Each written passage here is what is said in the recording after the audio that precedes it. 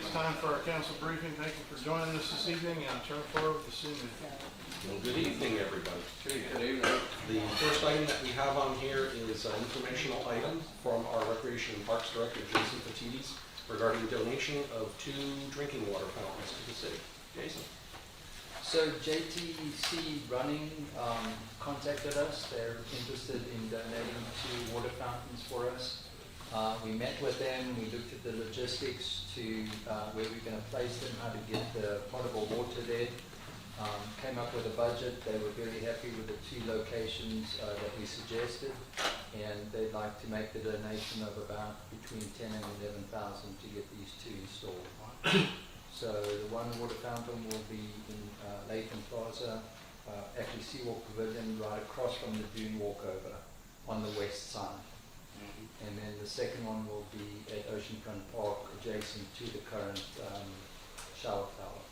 So I have to say I'm excited because, and I had talked to Mike about this because I'm a runner, and I don't know how many times I've run down First Street and I've been dying of thirst, and I would stop at Oceanfront Park and I'm like, there's gotta be a water fountain here somewhere, and there wasn't. And so that was on my list of things that we needed to do, so that's amazing that you're gonna donate them. Just one of Lynch's. Just There's one, Legends? yeah, it's there here. No, Just come on. sorry. So originally they wanted to put one at the pier, and we kind of dissuaded them because of the construction. Until that's developed, they may come back They might. and donate a 3rd. They just approached you? Yes. Wow. Cool. And how's this going to be integrated with the Dix Heights stuff? The one at the pavilion, there was a new plan for the pavilion area? Yeah, I talked to Bill Mann. He didn't think it would impact the current plans, and he thought the location was accessible. My concern is the long-term maintenance with vandalism and stuff. I mean, if they get, it seems like everything around here gets banged up if it's owned by the city, and we're gonna be in it for 11 grand if something, are they gonna, is there any kind of commitment that if it's vandalism or that they're gonna come and replace it, or is that gonna be on the city to replace? So I believe it's going to be on us to replace it. We've taken responsibility to maintain it. Are these like particular ones that are kind of? So what we've done on this particular, the manufacturer is especially developing this one without the drainage, because our maintenance staff tell us that that's the function that gives us the most problems. But in terms of vandalism and graffiti and that type of thing, we're just going to have to deal with it as we deal with the others now. Is it Unfortunately, cold water? Is it a refrigerator? One with a coolant to it, or is it just kind of tap water? It's potable, yes. Is it like the one in Atlantic Beach? Yes. Okay. Does Have that you have a seen that filter? one? That has the dog fountain at the bottom, and it's blue and Oh, okay. cylindrical. And So that that'll one's work been pretty there well. for several years, and I don't know that I've seen it vandalized ever, but I Okay. don't know. Yeah, on vandalism, again, we deal with it on occasion, and it's unfortunate, but it's part of, possible this.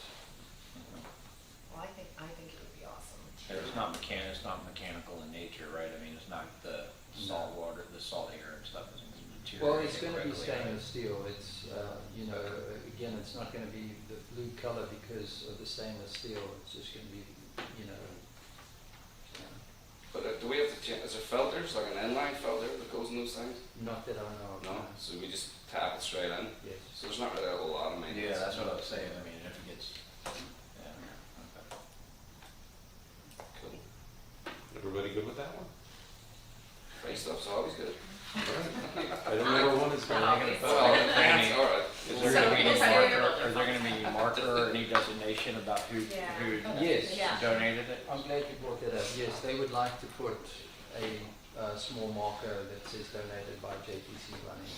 Yeah, I It's think all that would be vandalized. great, yeah. I'd be okay with a medium marker or large. That's great. Excellent. Okay. Thank you. Thank you. Thanks, Jess. We're going to ask Bruce Muller to come up now.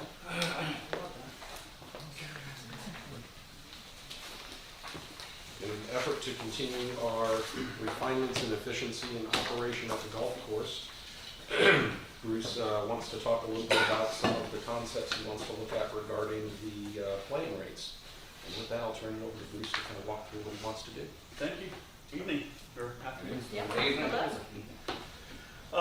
We're looking into something called dynamic pricing, something that hotels and airlines have been doing for many, many years. And I think a couple articles we've read that state that anyone who's not using dynamic pricing for their golf is a quote-unquote dinosaur. So this, main thing for this is we're keeping our constituents at a super, super low rate. We're still going up. It's a static rate that they're going to be subject to. 35 on the weekdays, 39 on the weekends, which is still, you'll see in the comparison, is way lower than our competition. So our goal here is to get the out-of-towners, the people that normally would be subject to the same rate as our regular customer, to pay a little bit more. So the dynamic rates, as you see, the ceiling is 46 on the weekends. Did you get a copy of it or not? Should have received It a was copy. in your packet. It was in the packet. So 46 on the weekday as the ceiling, and 42 on the weekday. So we're basically going up about 5% for the floor. And that'll be basically subject to how these models work out. So these models have a lot of different options as far as which ones to pick and what percentage you want to go up or down based on how much inventory you have left on any given hour, every day of the week, every week of the year. So it gives us a lot of flexibility. It gives us the ability to manipulate it to see what's best for the golf course. But again, the senior rates are staying, we're going up 7 cents simply because it's easier for them. Because after they pay the tax, it's $29.50 instead of $29.43. They're actually very thankful that we're doing that, so they don't have to carry the extra cents with them. But the senior rates in our constituents are staying static. They will not be dynamic. So all of our locals will be still subject to very low rates, and we're trying to capitalize on those who are not. So when did we put them up? Last March 1 last year. March? Mhm. Yeah. Why did we put them up? Because was it like 7%? It was, close to that, 7 to 10%. Okay. And I think, the bottom line for us is this, the rates that we had before, we're able to maintain the golf course we had before.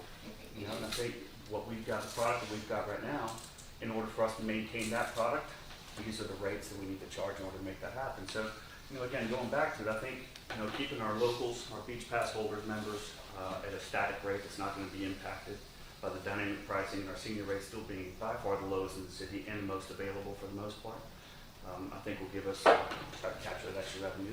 But yeah, I mean, it's crucial not to mess with the bread and butter, because I mean, they're the ones that are going to come out Exactly. regardless of the weather, and there are locals that pay their taxes towards the, Parks and Rec, so they should get something in return. Sure. I mean, I definitely think that to reach out to tourists at a dynamic pricing. I see for instance, TPC week, we're going up to 60. And Are and you this- not? Yes, You and are? the demand, we're sold out for Friday just about right Well, now. so that what I was going to say is it works. Yes. Doing it for events like that, and when we have these hotels open, I'm sure we will see an uptick in tourism. So I mean, they're not really familiar with what the locals pay anyway. Plus, people are on vacation, they have expendable income, so they don't mind paying Right. a little bit extra. But yeah, as far as, do you plan to raise these annually, or are you ever going to look? That's a great question. I want to see, we had our plan, our business plan to go up 3.7% for the next 3 years. Okay. Each year. Each year, correct. But If this works out like I want it to work out, that may not be necessary. And I think if we can keep our locals and our senior Yeah. rate what it is, and still stick in line at least, we're exceeding all of our expectations financially still so far this year. mhm, So if this works the way we hope it works, we may not have to do that. mhm. But if anybody's traveling and they play a lot of golf, and with the quality that the golf that's out there, I mean, they're gonna go, well, this is really cheap. I mean, they're paying a lot more around the country to play similar quality golf courses. We've had quite a few people that have called us for Players Championship Week that were quoted like 130 at the neighboring golf course. And I don't want to say the names, but places that, based on Trevor's work, we are at least up to par, if not better. So I don't know that I would quote 130 or anything like that, but I think 60 certainly seems to be a fairly low number based on the bookings we've had already for next week. And if that's any kind of indicator moving forward, what our members or non-members are willing to pay for this product that Trevor's got, that's a good sign for us. Point of clarification, members include all Beaches Energy customers, correct? If they've signed up for it, correct. Beaches Energy customers who have How do you paid, sign up for it? you just pay $125 per counter. Oh, that's gonna go to $200 and then $250 for the non-Beaches Energy customers. So Where's there's a. that? That wasn't, Okay. That's kind of a big jump. Yeah. that It you- is somewhat of a big jump. It was really, So it's 125 now for Beaches Energy? 125, correct. And I think the reason being is, or another reason being, to go from 39 to 54, that's a $15 difference. That's a big jump from our, what our locals can pay versus the ceiling rate. So in order for them to value the membership, they have to pay something that what we value like 16 times a year in order for you to get your money back.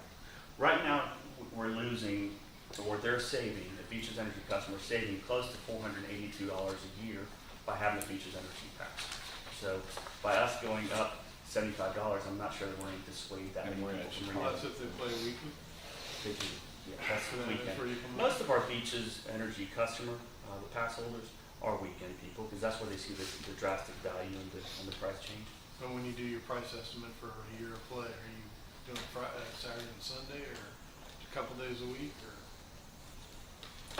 He's talking about the 16, you said 16 rounds, is that what you're basing that on? Yes, Okay. yes, that's basically, 1.5 times a month is kind of what they do. And for the most part, they play well more than that. And we've got people that play 57 rounds on the weekends only. They Yeah. play Saturday, Sunday. They certainly value from the membership. and we're changing it to a pass instead of calling it a membership. Well, I think we did that last year, that we try to call it a beach pass instead of the membership, simply because, the word membership means like, there's like a sense of ownership there, Yes. if you will, whereas a beach pass says, look, this is a discount card, you can book a week in advance more than everybody else, and you have rates lower than everybody else. So we're trying to stick to the beach pass That's what I was saying, yeah, I think we just. instead of the discount should pass. give that. Well, I mean, the only thing that I can say about this is I agree with the business plan.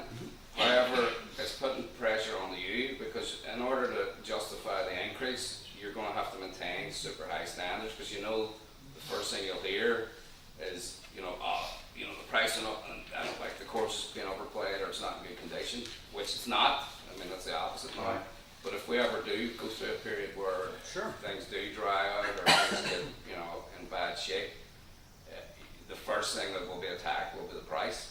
So it seems like you've got your business plan worked out, but I'd just like to make it aware that that's probably what you're going to hear Sure. as far as kickback from this. And we've heard that through countless emails and voicemails and people coming out, but, part of our plan includes a bad summer, right? Right. A bad winter, a bad economic time, that we've got the reserve to keep pumping the money back into the golf course, so it doesn't go down to a condition that we don't want it to be in. So all of this is structured around that. We're not on a, this is a live breathing organism that needs to be adjusted to based on conditions. And if we do go through a dry summer and we need this much more chemical, herbicide, whatever the case might be in the fall, we'd have the funds to keep it in that condition. So that's our primary goal, is to not let it go back to previous years. Oh, well, I hope not. But Sorry, go ahead. your business plan had a 3.7% increase, which would have been $46.25 based off of the May 2019 rates. So why is it a $75 jump and not a $46 or $50 jump? We're just trying to do the math based on our current customer that has the beach pass and how many times they're gonna view the value for them to play. That's where we're coming up with that number. So you're veering away from your business plan. Well, the business plan also didn't include dynamic pricing. When we just did, this was something that's come up with the point of sale that we got approved, and that wasn't available with all the other point of sales. This is something that only 2 point of sales have, and we'd like to take advantage of.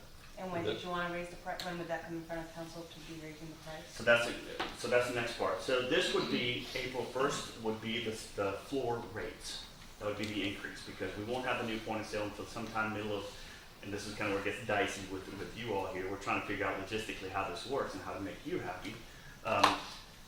because we won't get the point of sale sometime till, maybe middle of April, maybe early May. I'm not exactly sure. They're still working. There's a number of different factors. They also create our website. They have our customer base. They have our credit base. They have brain checks. They have everything we have to upload and make this happen. Not to mention new systems, new software, new training. So when that comes in place, that we're able to go live, middle of April, beginning of May, that's when we like to flip the switch with the dynamic pricing.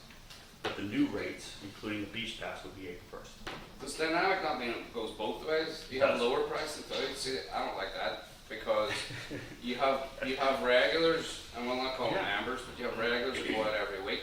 If they're paying their $42, and then John Smith comes from Fernandina and pays 30, they kind of get mad. Right. So why are you using a discounted rate when it's available, but then increasing it? Well, the When it's discount available. rate won't really be, the discount rate will be our floor rate. It's not So going it's to go not going to be lower. ever lower than 42?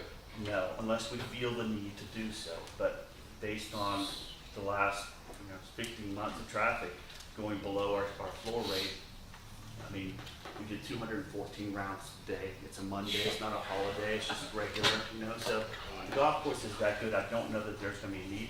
But if there does, we'd certainly come to council and say, hey, look, our play is flattened a little bit. We'd like to offer maybe a more competitive rate to get people to come back from Hidden Hills or somewhere else they've gone over a $2 increase.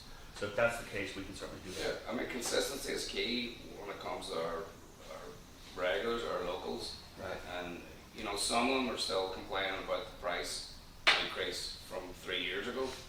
So, I kind of think that the annual pass, I don't know if you were talking about this, George, yet, but it might be a little bit steep, going from 125 to 200. Because you mentioned like you were talking about 3% over 3 years. Correct. Would it not be better to do that with the annual pass rather than putting it up?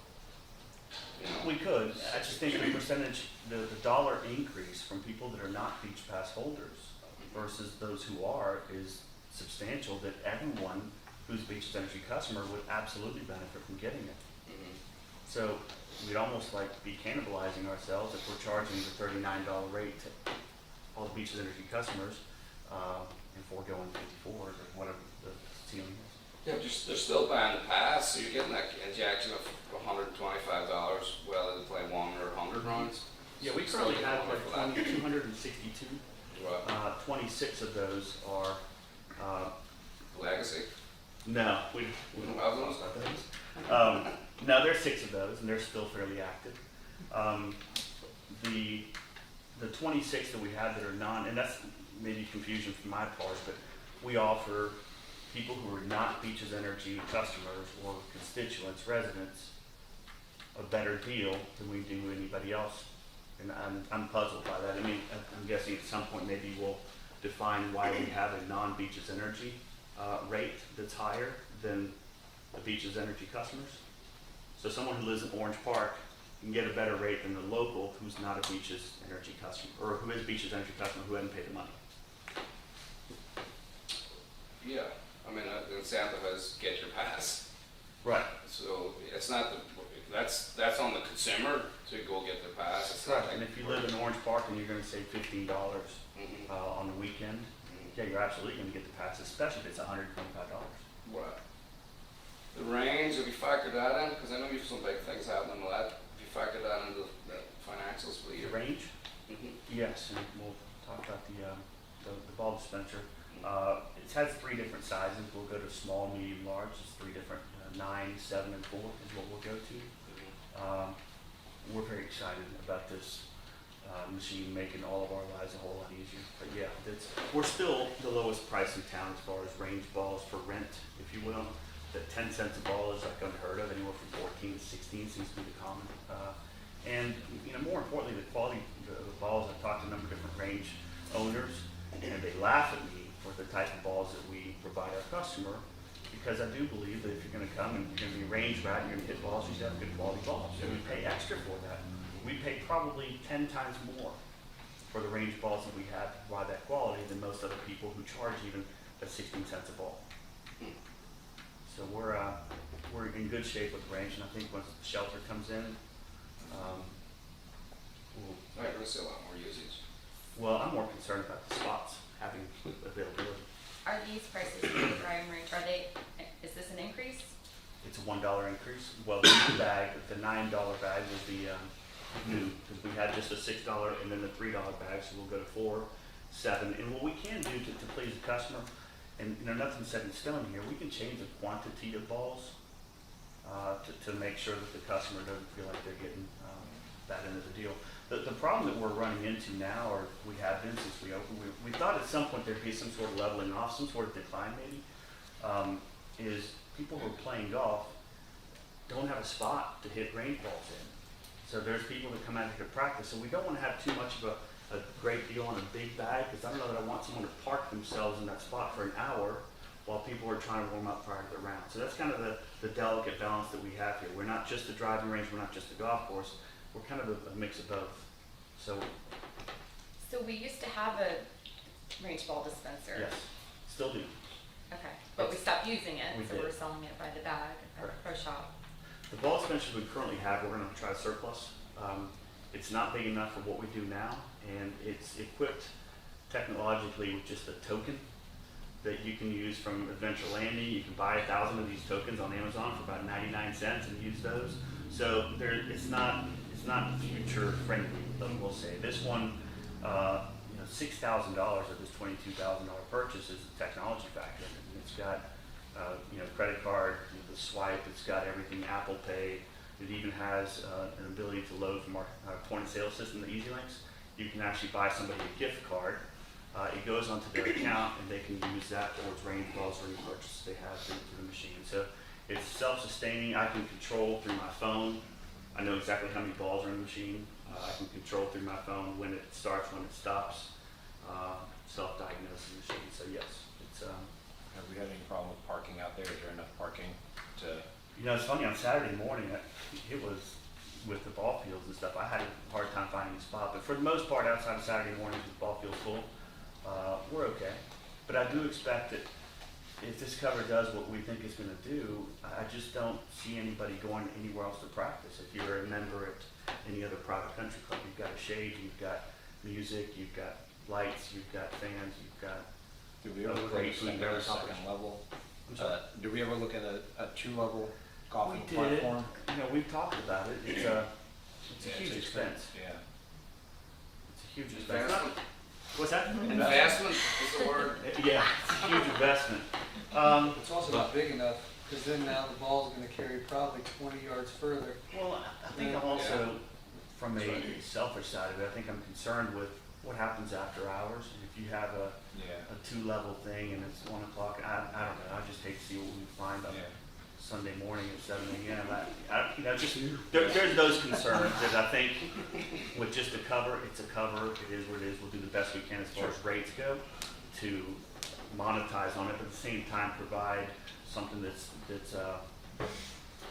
good quality product for the price. Do we ever limit the time on the ranges and stuff and go? We've talked here's about it. half an hour, Yeah. or just, It's hard to do that. It's hard to be that guy that's enforcing that, sir. You're 32 minutes into your session, you have to ask you to leave. But yeah, there are some places who do offer that, who are limited on space. But I think if we do our job right, if I do my job right, I think we can have the right number of bays for the right number of time at the right price for both customers, the practice people, and the people that are just warming up. do you have some set aside for people that are warming up as opposed to? Not yet, but we're gonna try to designate a teaching area on the north end that we might close off and allow that to happen for those emergencies. Hey, if there's not anyone teaching, that spot is yours. I'm still concerned about this price increase. Have you surveyed the customers? We have not, but we can. For the dynamic or for the membership? For the membership, not the dynamic, but for the membership, the residents kind of like put a lot of money into this in the front end and then hit them with a $75 increase. It's kind of asking a lot before the city's able to recoup any of the cost from the golf course. Sure. I mean, you know who they are, I do. who's gonna call us, so I if do. you, They'll call me too. well, I mean, I would just say those are the, Yes. But you said if somebody's paying just over once a month, they're saving $480 a year. Yeah, that's I mean, $15 there's some people that savings are- every time they play. There's some people that are playing 50-something times, where they could be saving a couple $1,000. Correct. But if I'm only playing 8 times a year and I'm a Beaches Energy customer and I don't buy the pass, I'm subject to dynamic pricing. Correct. So I get no benefit. What do you mean? Right. Like You're if I'm just not treated the playing same as frequently, everybody You else. just described If I'm- me. if I'm just a Beaches Energy customer Right. I and play not 5 a times pass year. holder, which I'm not gonna buy a pass at $200 if I'm only playing 8 times a year, Well, then you would save. Not it's $200. You're not gonna I wouldn't say that. it wouldn't make And no one sense goes to You would do it that. to when it's gonna benefit you, and then it's like in the gym membership, if you will, a lot of people will do it. We have probably 4 or 5 customers that have never played a round of golf that have paid the $125, kinda like in hopes, that was their, I know, it's their motivation to No, tell and a lot themselves, of hey, people get gym memberships in hopes of right, working out. But I think that is a bit, Keith, that's a really steep increase, considering what we've done with pricing. And is Right. is it really needed? I mean, as far as like revenue, for revenue reasons, I mean, it seems like you said we have how many, 100 and some odd 262. people? We also have 60,000 Beaches pass lines a holders year. and but you've mentioned that with the dynamic pricing, we might not have to raise the prices, so I think just doing both of them at the same time, we're not gonna be able to tease out which one is being financially better for the future of the golf course. So I could see doing the dynamic pricing and then holding off on doing the, Price increase or later. not doing a $75 increase Right. to a pass. Yeah, I agree. It's kind of like a double whammy, isn't it? I'm hearing kind of a consensus that the $75 increase on the membership is too steep for this upcoming year. Yeah. Yeah. Especially since it's not in the minute. Yeah. Yeah. That was deliberate.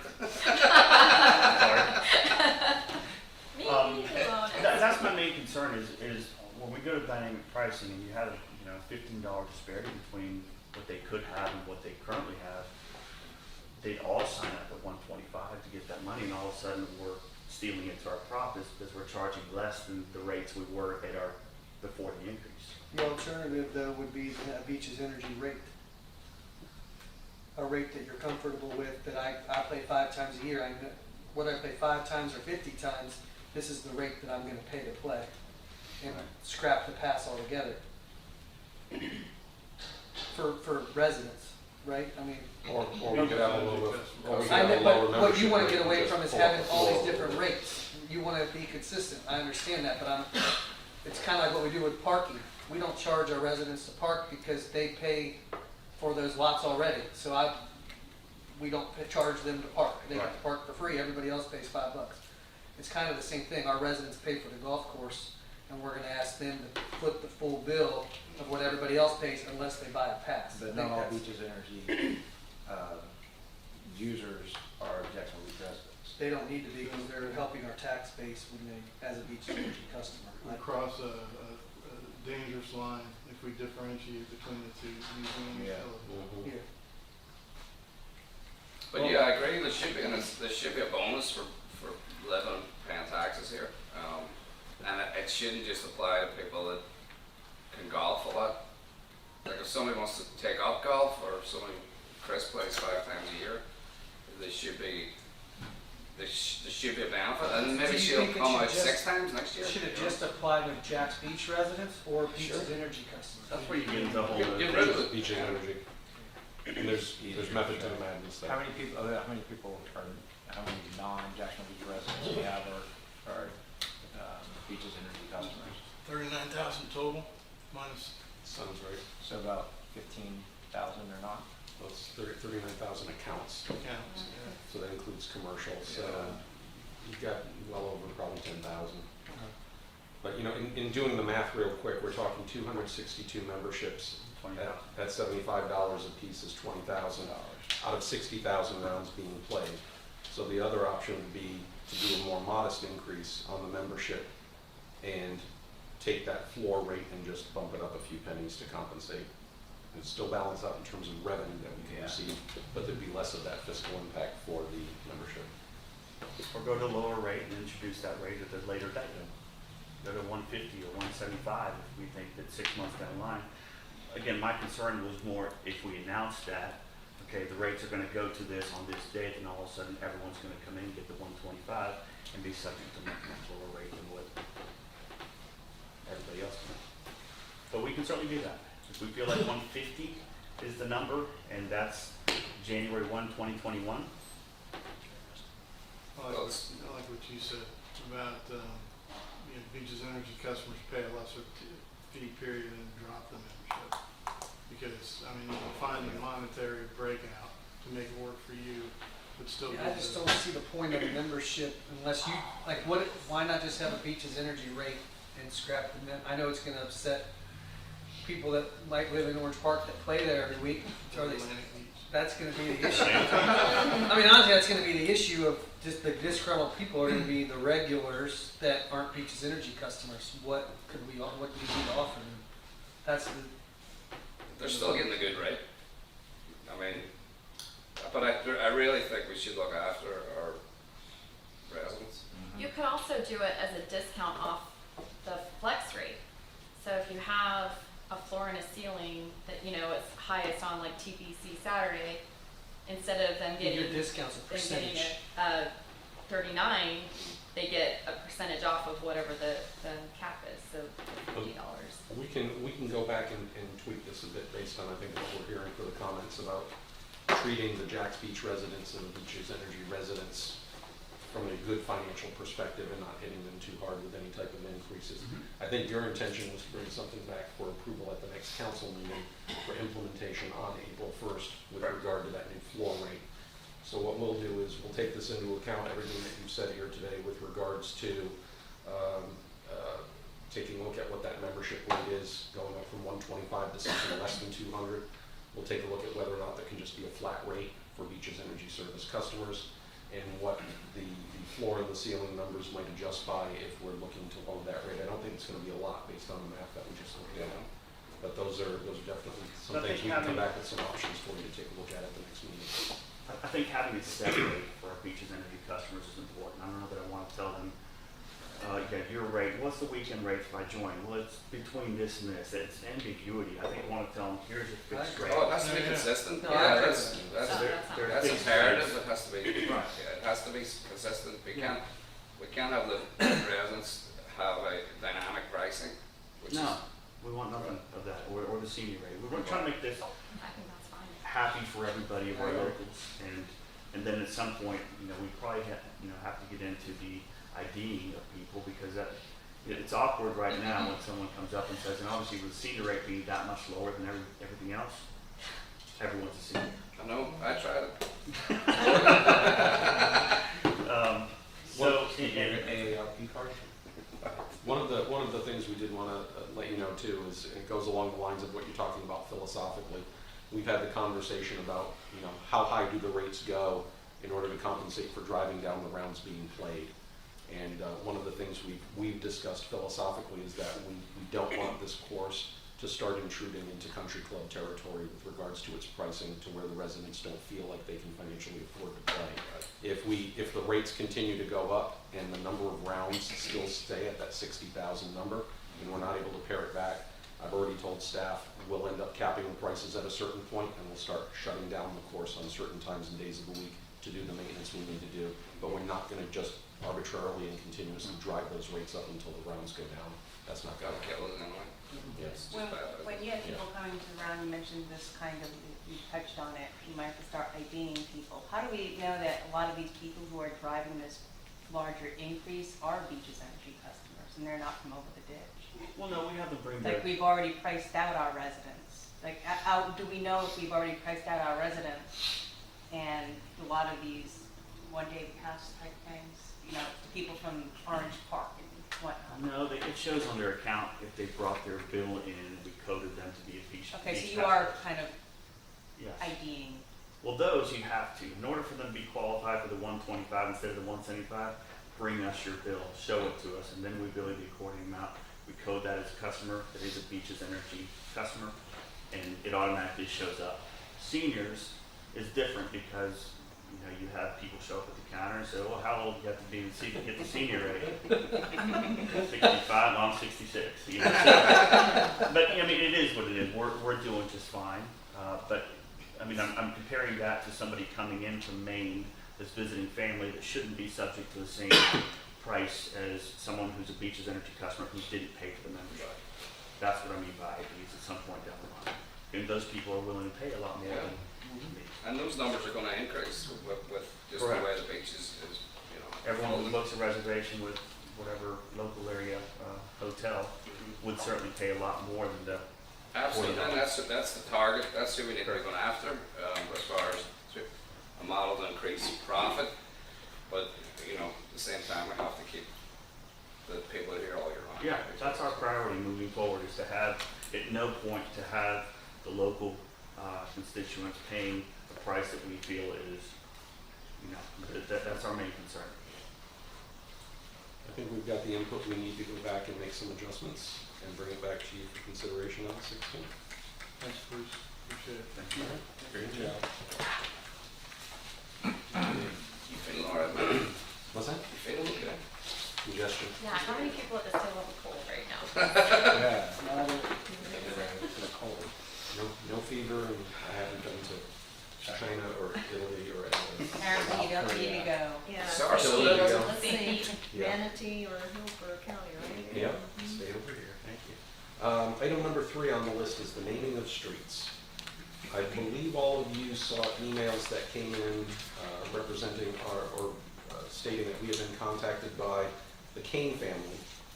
And the Kane family actually has ties to Jacksonville Beach that go back close to 100 years or so. I think we ran that by the Historical Society. One of the questions that the Kane family asked was, since our family was in Jacks Beach, or has been in Jacks Beach for such a long time, can we get a street named after the Kane family? And we did our due diligence and researching some documents, and we found that the only time we've changed street names in the past has been when there was an outstanding public purpose associated with it. And the most recent one that we were able to find was back in 2016 with Burling Way to 34th Ave South for continuity with regards to public safety response. So we did not find that we had any policies on the books, either adopted by ordinance or passed by resolution with regards to naming of streets. So we wanted to get some council input as to what you thought on this. I can tell you that it's admin's recommendation that if we don't have a policy in place, that we do not go ahead and allow for the naming of a street. Because if you do it for one family, then you'll have 6 more families lined up asking to get their streets named after them as well. One suggestion would be that we do have the brand new tree and park bench memorial program that the family could utilize to put something in one of our parks to represent their family. We could certainly post that even as an alternative. We'd like to hear what your thoughts are on this topic. In Gainesville, they have the street numbers on some of them, especially downtown, and they have the historic names of the streets under them. And I don't know if there's a possibility that we leave it the same, and then we just have, you know, a dedicated street name that doesn't go into the US mail circulation or anything, so they can designate it, but it doesn't become like the official name of the street. So that's a good point. It'd be nice if there was some way to recognize prominent beaches, families. I mean, there are a lot of people already recognized in our parks and streets that were there when those parks and streets were created, but we don't have anything really, like in this case, it's the African American family that probably didn't have the opportunity at the time to be recognized for their contributions. So I think maybe a modification like that would be interesting. But I agree going through, We don't I mean, want just change trying to change anybody's something on address. We Google don't change Maps. anybody's address. yeah. We don't, there's a lot of costs incurred to it, but Yeah. there's a way you can designate a corridor with a name that doesn't officially change it in the eyes of the city or the post office. Yeah, because really, if we're going to start changing street names, we could start with the 13th Avenue South, change it to Hospital Way.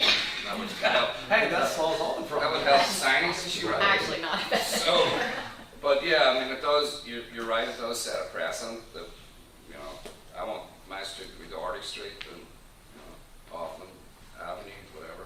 So yeah, I kind of like your idea where we're still acknowledging the families, but essentially it's like a historic plaque, right? Right. And just put it on the bottom of the street sign. Right. So we're not changing it, but we're recognizing it. I think that you guys need to put together a proposed proposed instruction for us to consider, and with the, maybe with the idea that Corey put out, where we're honoring the family but not necessarily changing the postal address. Gotcha. So we can work that up as like a draft policy that you could all take a look at and maybe pass by resolution, and then it would be in the books. Yeah, I would put a whole heck of a lot of time into it. One page. Just gonna say, Yeah. it sounds good if it's easy. Right. Mhm. Yeah, just, you If could not, have I every don't wanna street. open up Pandora's box like you Right. said, so Yeah. at least a one pager on how that would work, and if it Yeah. works, especially Gainesville, how big of an area in Gainesville does that It's apply very- to? Yeah, exactly. I don't, everywhere at the entire beach, and has, so I'm hesitant on that, but a one pager kind of talking about it at least Okay. gives me, like, educates myself as to whether it's something we should look into further. What about, do we have a policy? You said we had no policy, so we No. need to have a policy at least for the emergency aspect. We need to include that part into a policy, that if there's an emergency issue like Furling Way and 34th, that we have a policy, we don't have to keep going back into the minutes of meetings. Yeah, just taking a look at, again, staff in the planning and development department did a little research, and they found that any of the historical changes all came back to the possibility for confusion based on the street names. The confusion creates a dangerous situation for public safety vehicles, and it's deemed necessary in the public interest to change it. So that seems to have always been the precedence, and I think it'd be very easy for us to incorporate, perhaps in the same policy, a statement that stipulates why we don't change the actual name of the street. It's for consistency and public safety. And then here's what we do as far as recognition. Okay, I think we can handle that. Perfect.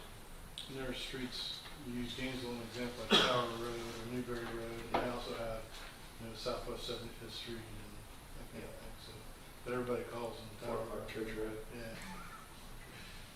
Now, my concern would be that over time, that's gonna become more confusing. If the address of a home is on 13th Avenue South and everybody's calling it Hospital Way, over time, they're gonna say Hospital Way, they're gonna start putting that on their envelope. People still use envelopes then. Am I the only one left? That will put that as the return address, and it will get lost. Or they'll call an emergency saying, I need an ambulance at Hospital Way, and it's not coming up on the GIS map. So that's a concern. But again, if you go back to the emergency thing, people are just gonna call it, I think we put like historic dedication. Or an honorary naming or something. Honorary, or yeah. like a honorary plaque. So, because Yeah. if it's on the, if you do it with the road name, you'd have to change all of them. Right. And so a plaque in a specific area, yeah, it's a specific area, it's a plaque, nobody's thinking it's a street name, it's not gonna mess up first responders. Would any of you be adverse to something like a bronze marker embedded in the sidewalk at the intersection of the street or on the street itself? I would not be averse to that, Okay. but I would want more than one, Yeah. like as a program. Yeah, like Yeah. a policy saying that that's what it would be. Yeah. Yeah. I'm just thinking in terms of, I'm picturing our public works department saying, well, if you put that on the sign, now you've got two signs on the same pole, so you'd want a separate pole. If you have a separate pole, that's two signs you have to maintain. And Right. I keep thinking about just coming back to a marker that's in the sidewalk that says this street segment is dedicated in honor of the such and such family. The It'd be a other, lot We harder can- to steal that than the sign on the. It's a heck of a lot harder to take it off the pole, absolutely. That take it out of the concrete. Okay, I guess I thought it was going Gainesville or whatever. Okay. Yeah, I'd like to see it. the other question I had was, is there another city asset in that area that we could potentially name or add to the sign or something like that instead of the street name? Does it have to be the street, or can we? The street is specifically what the family asked for. Is there the possibility to name a street after the family? Okay. That was their request. But was it that specific street? that- They did not say which street. They just Oh, asked, is there They a just street said in the that's city where that they can be lived. That's named where- after the So, family? is there something like around the Carver Center or whatever that we could do? I mean, because they talked to, I went to the website that was referenced in here, and they talked about the hill and how the family lived there, and so that made me think of the Carver Center, and so I was just wondering if there might be something we could do there. There always is. I mean, you could always take, say, just the ball field that's out there, and you could call that King Field. That's an option as well. I'm not sure you have any policies in place for naming of assets after families or other people. I think that has to go Yeah. into policy too. That's probably. Yeah. Yeah, so like our main thing is like, we just need a policy, we Yeah. can figure out what people needs to We be got in an it. but we area need a behind policy. City Hall named after honoring someone. Yep. Well, we have, I mean, there's lots. Yeah. There's Oh, yeah, every there's- park, every cemetery, there's. It's been they're all done, but named it's after not someone. documented Right. how or why it was done that way. It just has been done. So certainly it's within your purview to say if you want to call behind the Carver Center, if you want to make that King Field, you could do that. Yeah, I think it's better than this one, actual street names. Although I was getting excited about that historic bronze marker sidewalk idea. The only thing about that Still though do would that. be like the maintenance of it, or what if there aren't any sidewalks on the particular street that somebody That's wants? I true. mean, because we don't have sidewalks everywhere. And then when we have to go dig up the sidewalk, we just need to make sure that we can. Oh, But it makes a lot more sense to find one specific thing that we can. We'll put a draft policy together and send it back out to council to take a look at it and maybe talk about it one more time before we bring it back for any type of formal adoption. Again, I don't think the family was requesting it be done by any date certain, so we got a little bit of time. Perfect. Number 4, deck the chairs. And Jason, I'm not sure if you wanted to come back up for that one. We are entering the 5th and final year of contract with Deck the Chairs for partnership between the city and the nonprofit for putting on Deck the Chairs here, obviously with that beach property. As we enter into the final year, 2 things jump out. Number 1, what's the council's intention with regards to renewing the contract? And number 2, if renewal is in the future, or is there anything that needs to be materially changed with the contract? As a starting point internally within the organization, each of the department directors has already taken a look at the agreement, and there are no material or substantive changes that we have with regards to the agreement itself. So with that being said, we're open to discussion with council as to where you'd like to see this going in the future as we get into year 5. Basically, this expires after this 5th and final season. What's the insurance note at the top? The insurance policy note? You know, it's written away. I believe it just needed to be, From one Is it to 20 million now is required? No, or it's 2 2 million? million. The point is blended in with the end of the 2, but it's 2 million and 1 million. So they have to have a $2 million insurance policy now instead of 1. Correct. That's across Even though all the agreement says 1, it says, I'm just making sure that they have to comply with the special events policy. Yeah. We changed that insurance requirement after this. Right. It's only been in the past, like last year. Yeah, I mean, it's a great event, so, has Curtis asked for another 5 years, or what are we discussing? I don't think anybody's against the event, so that's great. He's ready to sit down with us and work out an agreement, but we told him we needed policy direction from council so we know what we're negotiating or what we're trying to enter into. I've got a handful of concerns, obviously, it is a good event and it's been positive. I don't know, long-term, with the hotels going in, with the tourists that's being brought to this area, if that's really the best use, or what, if there's something else that we could do that was better. I think that the original, where we are right now is, it's a good event, and they've had 5 years to actually put a lot together and stuff, but I wouldn't mind seeing it go out to some kind of RFP proposal, so other people in the community would have the opportunity to propose something to the council to say, hey, well, that makes a lot more sense going forward. I mean, he would still have an opportunity to be able to move forward if he wins that, because right now I kind of look at it as kind of like it's a non-bid contract, that there's some profitability and stuff in it. The other thing that I think we talked about that bothers me is that my original thought was that it was going to be families and people in the community decorating these and competing to see who was better, as opposed to just businesses doing it. And then we have the businesses, then we have advertisement for businesses on public property, and there's some financial gain for somebody.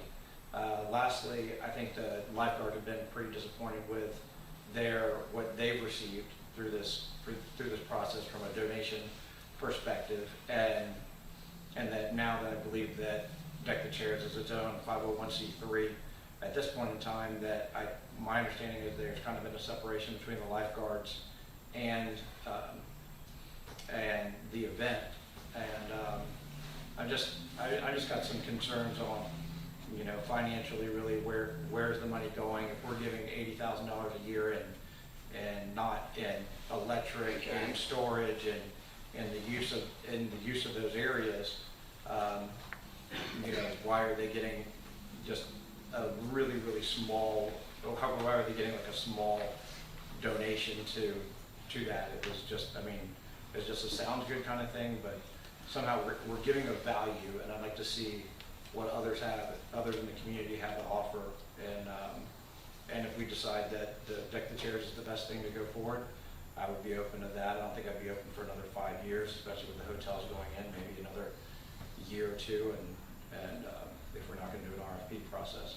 I guess the idea for me is if it's an $80,000 city sponsorship, that's what we've done every year, essentially. If you value it out over 5 years, the event has grown.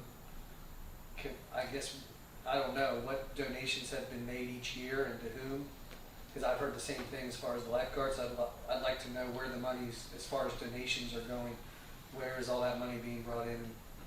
Who's receiving donations based on what's our $80,000 getting as far as giving back toward the community, right? I mean, that's kind of what I would want to know. Well, Outside of the event itself. I'm not sure I understand where the 80,000. In kind. In kind. So daily rental, utilities. So, but I've got a hard time understanding that it costs us 80,000 because you're assuming, or I think maybe we're assuming we're renting it out every weekend or every day, and it's coming to that amount. I understand we could, that's the rental fee, but when we go back and look at the history of that park space, prior to Deck the Chairs, we went back 10 years, and there were 3 small events that occurred in that space. And so I don't think if we look at an $80,000 number is a, you know, meaningful number in terms of what is it costing the city. I think if we look at But it's No, I'm not Still- saying but it's that. still I'm a saying value, we're still a providing value. we're providing a space for 2 months out of the year, whether that's bringing income or not. What is going back to the community monetarily for our city sponsor as the title sponsor? I mean, nobody else is given. Whether you want to cut that and say we give 20 grand, I mean, for whether the storage of everything, the cost, the investment that we've provided in buying all the things that we bought, if you want to go ahead and add those to it, we're well over a significant amount of money that we've thrown at this thing over 5 years. Where does that have it now for what's the community getting based on what we've given to this event over the last 5 years?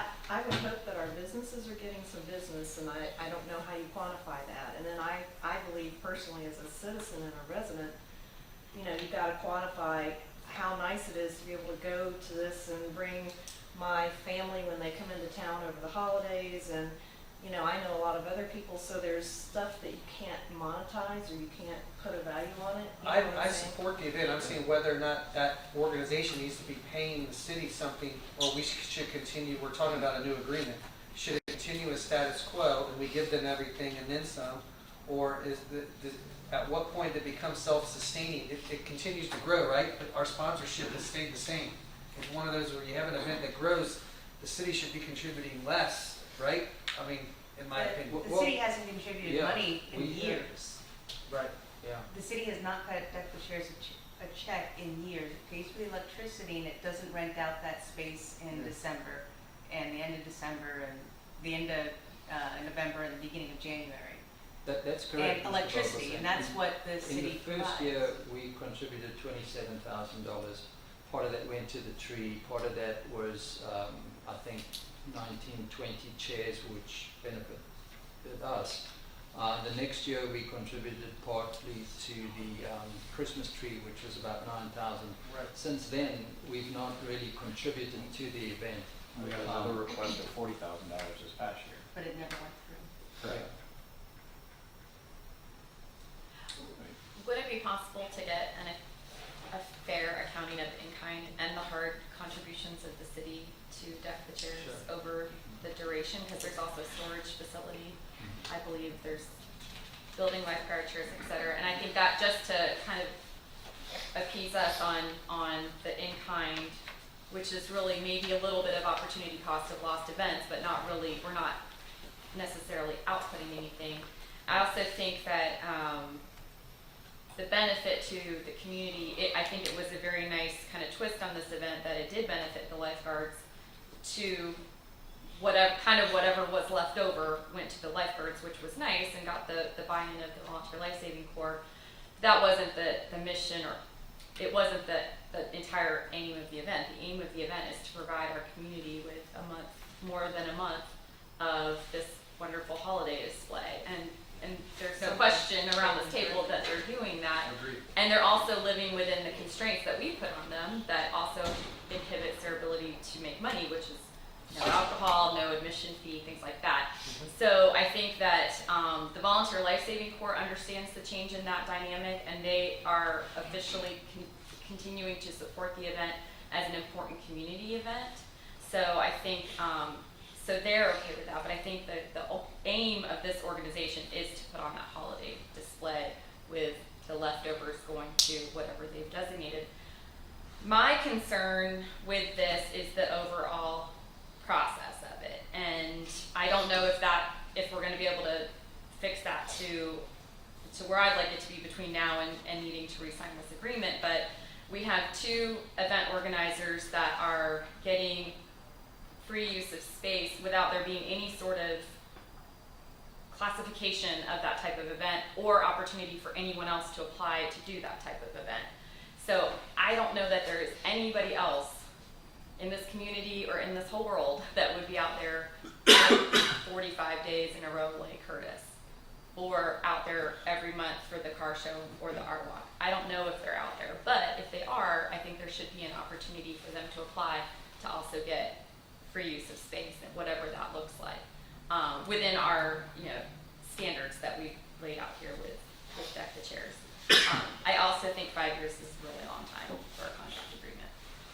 Yeah, I agree. I thought we had agreed that we wanted to create a new category a couple of years, last year or sometime in If we agreed 2019. to it, I've been bringing it up. I thought in 2019 that was one of the to-do lists. We passed a couple emails. We talked back about and forth. having a co-sponsored event or A city, like a thing that fits that and. right, puts it in a special category. Yeah, but we don't have that yet. Right. So, and I don't know if we'll have that between now and needing to get this done, but it is something that I would like to keep on the table. We would have a year. The contract runs through this year, right? Yeah. So it would be a year and a half. I think we're gonna need to sign this. We're gonna need to figure out where we go with this before it expires, well before it expires, so that they can start working on it. And keep in mind that when our council, when the base council here was elected, we didn't have a single Christmas light downtown. And we had Curtis stepped up. We had a lot of personal risk and put a lot of his own time and effort into this. And when you start something from ground zero, in my opinion, that gives you credence over an RFP process. Now, if we started the RFP process from day one, I would agree. But under this circumstance, I would say, he stood up and said, we're going to get it done, and he got it done. And it's gotten a little bit better each year. It's gotten national notoriety. And you're right, I don't think there's anybody in the world that's anywhere around here going to be able to do it for basically just the free space and electricity. They're going to come running in here to put up chairs and coordinate with the locals. It's a local event. It's local people. We do get visitors from outside the area during the holidays, but like you said, I bring my family from out of the area and take them around, and it's the only real seasonal, Christmas place that we can take them. So I'd be okay with, if you don't like the 5-year contract, I'd be okay with a 3-year contract, and have the review process in it again in 3 years to be reviewed. I think that if we get to the point where it starts to go the other way, first gets tired of it, then we might want to have a clause in the contract that has a mutual agreement for, It's in there. We do It's want in to- there. Yeah. then we're covered with that, so that if either organization decides to back out, they can. But he did it on good faith, that the city was going to be there for him, and I think we've been there for him, and I think we still need to be there for him. That's my opinion. And, from a Parks perspective, if I can speak on behalf of the staff, is, last time we met, council asked us to do an assessment of our parks, and I took that to mean, what is it that drives people to our park spaces and stuff? And we look at this event as a co-sponsored event, that we're part of it, because Deck the Chairs are promoting the city of Jacks Beach. And, that's our perspective, is that it's a co-sponsorship, just like, we put on the Moonlight movies and the jazz concerts. When we look at the money that we spend on those, we drive 1,500, 2,000 people for a night. The cost of doing that versus, the attendance in the park for Deck the Chairs far outweighs what it costs us to do those other events. And I just think, that's kind of our perspective on these. I completely agree with the concept of co-sponsored events. I think I this is agree a too. great example of how we can leverage our assets, the land, the electricity, whatever, to bring a greater event to the area. I'm just saying there should be a process for, not even necessarily for a Christmas event, but for other Family events event. throughout the year Yeah. that meet those standards of what we would want to put our name on or next to. Yeah, we should do a lot more co-sponsor events. I don't know about a lot more. Well, Pretty busy down Well, the here. market's going to dictate how Right, many, right. because if you're going to have people who have to come with an idea, and then everybody's going to have to agree if it's a good idea or what. The same thing as we did with Curtis's. They give a good proposal, we accepted it, and the rest is history. But yeah, we definitely need policy on this, because to the cynics out there, they're going to think, well, why does he get it and I don't? And this is kind of what you were saying, as far as because we don't have a policy. We need to have something right where we can tell people, look here, this is how these decisions are made. Now we don't have that, so there's no consistency. If I come up with an idea and try and bring it to you, there's nothing in black and white that's going to tell me what that process is or how you're going to reach a decision. So, well, for me, you can't do it. Well, was technically pretty we do. We have the special events policy, and But for co-sponsored, I'm talking about specific co-sponsored events. Right. Not for 100% Yeah. private. We have nothing to incentivize people to bring ideas to us. Right.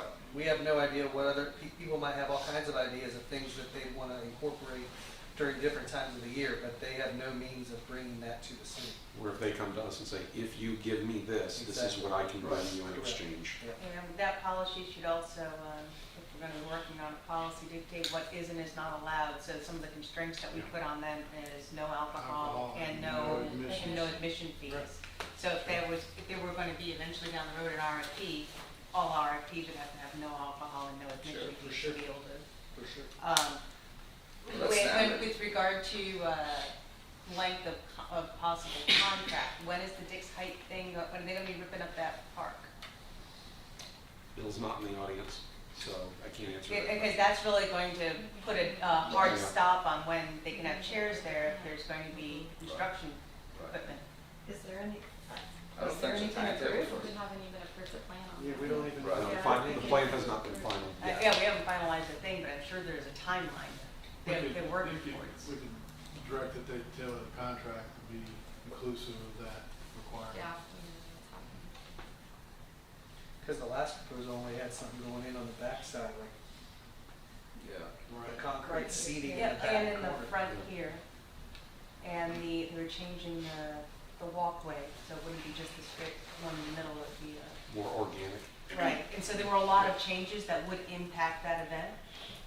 So I just think these are things that we have to also be conscious of, it's not involved. And I'd prefer to have 1-year renewals instead of the blanket 3. I mean, we got a lot of stuff going on in this town with the CRA, and let the new CRA director come in and get some other opinions and stuff and see, where we're gonna go. but I mean, I just don't know if, you know, I don't envision with where I see Jacksonville Beach going in the future that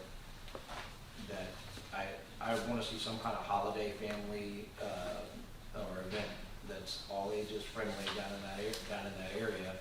But, you know, typically if I'm gonna take my family to go see lights, I mean, I'll take them out here, but I mean, we'll usually go to St. Augustine, or I mean, there's other places to go, and I'm just, you know, I'm a little concerned with the financial situations of, how the 501(c)(3)s are done and where those donations are going. I mean, a lot of the reason I think a lot of people got behind it is because it was for the lifeguards. And are you saying that you would want the contract to be a 1-year contract instead of a 3-year contract? It could be a, I mean, I think we could just renew for a year. I mean, we could just decide after it, if we're gonna do it on a year. I think as long as it's I don't think that you can do that because for investment in that organization, you know, they can't do it on 1 year. Yeah. They have to look a There's little gotta bit be further down capital the road. outlay for Yeah. You're improvement. planning a year ahead of time. Right, and so a year isn't, a 3-year you could see. I think what we need is to make sure the city have an eye. I've talked to other people that are interested in potentially doing something, and I mean, I'd like to see what other people, you know, could potentially come up with. I mean, but if this is the best proposal, then we would pick this one. I mean, it's not like we're gonna exclude them from the opportunity to continue to do it. Well, I mean, I'm with Charlie because this is something that Curtis has done. I mean, he stepped up and, you know, I'm willing to continue to move forward with it because I think he's established something that's very,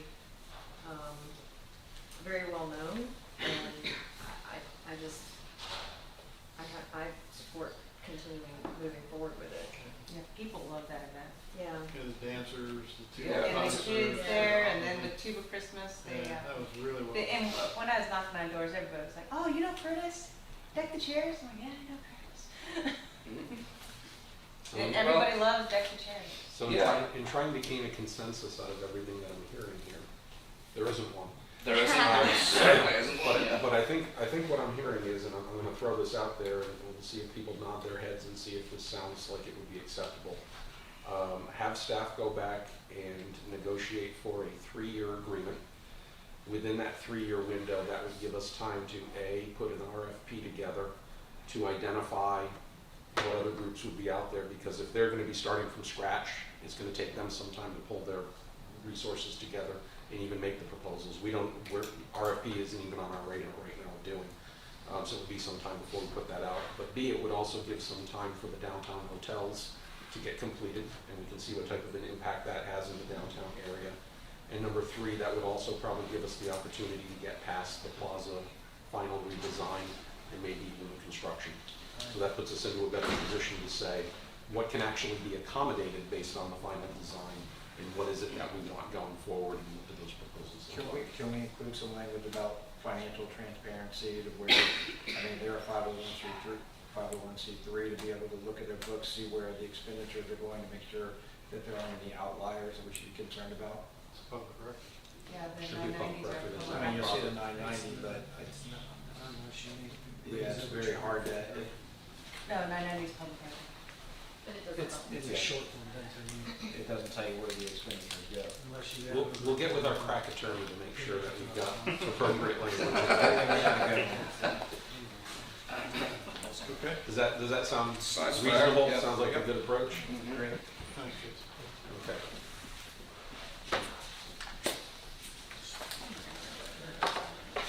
You have about 10 minutes. And Chris, we're up to you. I just missed it by 20 minutes. We can do for that contract with Deck the Chairs, we can do a city's right to audit provision, which would be, Ashley's department can work with Deck the Chairs, do our own internal audit, something like that. That's not uncommon in public-private partnerships. So there's no problem with having continual signing and stuff on public property for 2 months at a time? Yeah, I haven't looked at that so much. I've always considered that just a sponsor's sign. But you're right. I mean, it's a sponsor's sign of that one particular chair that advertise as the sponsor typically of business, so, but. I just feel like, I mean, it's nice during the day, it doesn't look great, but I mean, it is, you're looking at business, going and looking at advertisement. Yeah. So special magistrate. Right, so, an action item tonight, for the council's consideration is an agreement for special magistrate primary and alternate services. So one firm providing the primary, and then this particular firm proposes to provide 6 qualified attorneys.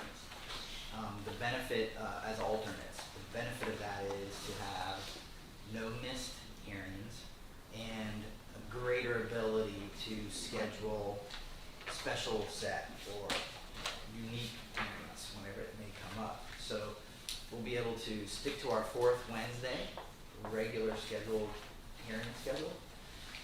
If for some reason our primary magistrate has an issue, can't make it, we have 6 other attorneys within that firm that can fill in. And then anytime we need a special hearing, we'll have that primary and alternate group ready to provide their services. Also, as the action item states, I believe it's a very reasonable rate. This particular firm changed their initial proposal to what I feel like is a very reasonable terms and conditions, better rate. And it also solves a issue that we have with respect to a dual public office holding problem that we have. And by entering into this agreement, we would no longer have that problem. I believe the $500 seemed to be about what we were paying for the previous magistrate, correct, for each hearing?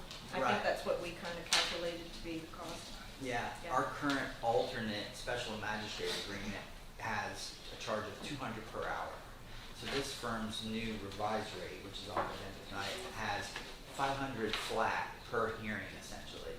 And so that incorporates their preparation and then their post-hearing order drafting. I think that is about as a no-brainer as you can get, just from the perspective of we lowered the rate, if I'm the firm, I'm just going to fluff my bill with prep time, and you're gonna make up for it on the back end, right? Yeah. So a set rate really, and I think the rate's awesome, so. Great, I'm glad to I hear that. appreciate it, Yeah, so. and I appreciate them doing it for that. So do I. You know, I communicated to them that the first go around of their proposal just wouldn't seem, my council didn't find that workable.